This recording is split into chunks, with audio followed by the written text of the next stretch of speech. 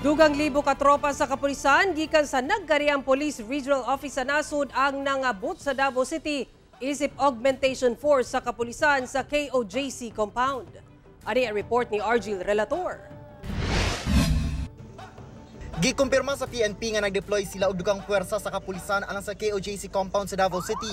Magsilbi matud pa silang personahe sa Civil Disturbance Management. May mga augmentation po tayo sa ibang regions po dahil kung matatandaan po ninyo, halos pang-4 na araw po natin na ngayon sa ating operation. Pagod na rin po dyan sa Davao at sa mga adjacent regions. Ana sa usa ka libo matud pa ka mga pulis ang idugang nga mooy mupuli aron makapahulay ang nauna nga batch. Gikan sila sa Regions 10, 12, 13 ug Calabar Zone.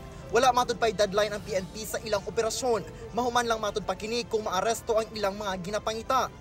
Kauban si Mature Awing sa kamera. Ako si Argil Relator para sa One Mindanao.